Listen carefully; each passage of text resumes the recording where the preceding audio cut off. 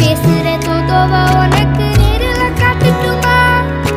சின்னுக்கு பிடிச்ச எல்லா இனிப்பும் சாப்பிட தரட்டுமா?